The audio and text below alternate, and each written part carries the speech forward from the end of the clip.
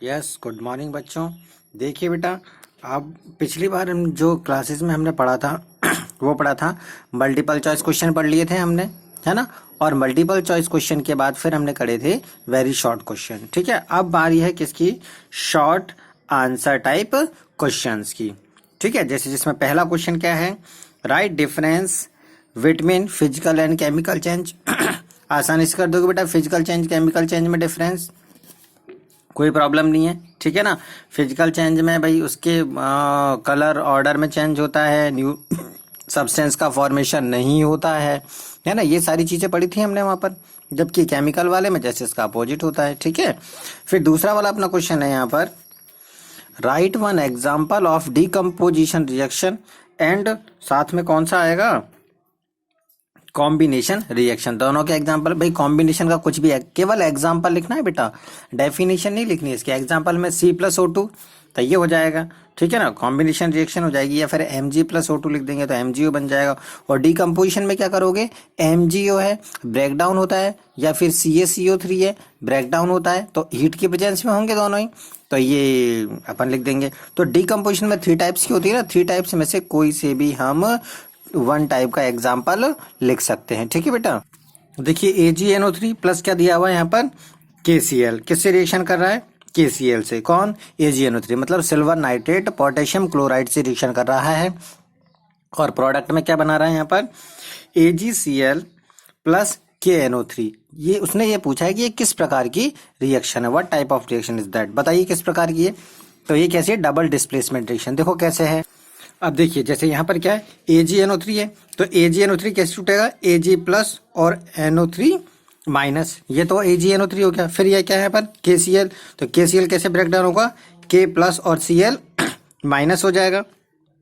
अब देखिए exchange of ions हो रहा है ना, एक रिएक्टेंट तो हो गया ये वाला, और एक रिएक्टेंट ये हो गया, ये 2 रिएक्टेंट हो गए ना। और रिएक्टेंट के बीच में क्या हो? एक्सचेंज ऑफ आयंस हो। देखो आयन एक्सचेंज हो रहे हैं ना, कि यहाँ पर क्लोरीन तो कैसे जुड़ रहा है? Ag से, और के पोटेशियम आयन कैसे जुड़ रहा है? नाइट्रेट से जुड़ रहा है, नहीं जुड़ रहा है ना। तो इस प्रकार से क्या बचा है? AgCl प्लस पोटेशियम नाइट्रेट का फॉर्मेशन हो जाता था। एक्सचेंज ऑफ आयन हुआ ना, इसीलिए कौन सी बेटा? ये डबल डिस्प्लेसमेंट रिएक्शन है। ठीक है। नेक्स्ट क्वेश्चन अपना क्या है बेटा? एक्सप्लेन द ऑक्सीडेशन और रिडक्शन, है ना। ऑक्सीडेशन रिडक्शन को एक्सप्लेन कर सकते हैं किसके आधार पर? On the basis of electronic concept, electron के कंसेप्ट के आधार पर। ठीक है। अब जैसे देखिए हमने क्या करा यहाँ पर, ऑक्सीडेशन किसे कहते हैं? तो हमने एक एग्जाम्पल याद करा था। कौन सा एग्जाम्पल था? कि Na, और क्या बना रहा था? Na plus. देखिए प्लस कब बना? जब इलेक्ट्रॉन को उसने डोनेट किया। मतलब कि यदि किसी भी सब्सटेंस में से, एटम में से, या फिर आयंस में से इलेक्ट्रॉन निकलता है, क्या निकलता है? इलेक्ट्रॉन निकलता है, तो वह रिएक्शन क्या कहलाएगी? ऑक्सीडेशन कहलाएगी। और रिडक्शन क्या हो जाएगा? यदि इलेक्ट्रॉन गेन करे। ठीक है ना, मतलब पॉजिटिव आयन का फॉर्मेशन क्या कहलाएगा? ऑक्सीडेशन। और पॉजिटिव आयन में वृद्धि होना क्या कहलाएगा?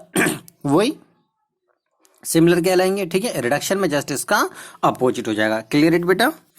अब नेक्स्ट क्वेश्चन है अपना, what are the types of catalyst. Catalyst कितने टाइप्स के होते हैं? अब देखो अपन ने कैटलिस्ट वैसे तो पढ़े हैं, एक तो फंक्शंस के आधार पर या फिर एक्शन के आधार पर, और दूसरा हमने पढ़ा उसकी फिजिकल प्रॉपर्टीज के आधार पर, है ना, फिजिकल चेंजेस के आधार पर। तो देखिए फिजिकल स्टेट के आधार पर, है ना। तो अब कितने हो गए टोटल? भाई 2 तो वो गए होमोजीनस हेट्रोजीनस, और बचे हुए 4 कौन कौन से हो गए?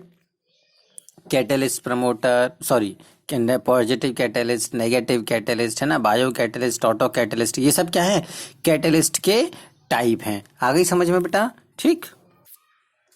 फिर डिसोसिएशन रिएक्शन किसे कहते हैं? बहुत अच्छे से जानते हैं आप, कि single reactant break down into 2 और more product. This type of reaction is known as decomposition reaction. और एग्जांपल अपने पास आते हैं इसके। ठीक है ना, जैसे CaCO3 है ना, को टूटेगा तो क्या बन जाएगा? CaO प्लस CO2 टूट जाएगा, बन जाएगा। ठीक है ना। अब देखिए ये क्वेश्चन है यहाँ पर, कि क्लोरोफॉर्म में क्या C2H5OH, मतलब कि एथिल अल्कोहल को मिक्स किया जाता है। क्यों किया जाता है मिक्स? पहले तो ये देखिए हम, क्योंकि ये किसका एग्जाम्पल आ जाएगा? ये आएगा कैटलिस्ट, किसका है? नेगेटिव कैटलिस्ट का, या फिर कैटलिस्ट प्रमोटर?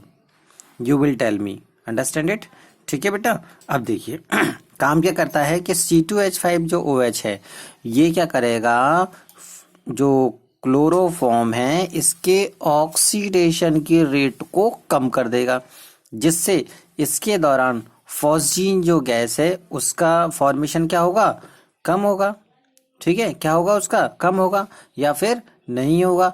तो उसकी प्रोसेस को, तो ये जो प्रोसेस है क्लोरोफॉर्म के ऑक्सीडेशन की प्रोसेस को रिड्यूस करने के लिए क्या काम में लिया जाता है, C2H5OH को एज अ किसके, कैटलिस्ट की तरह काम में लिया जाता है। क्लियर बेटा।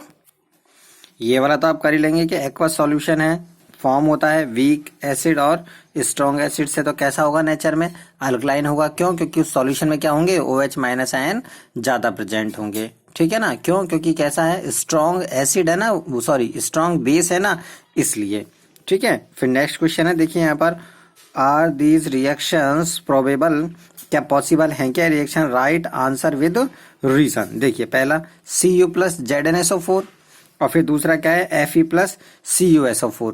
पहला देखते हैं अपन, Cu प्लस ZnSO4 बनाकर रिएक्शन करेगा तो क्या CuSO4 प्लस Zn बनाएगा क्या, क्या ऐसा पॉसिबल है बेटा रिएक्शन में, नहीं है पॉसिबल। क्यों नहीं है, अभी देखते हैं हम।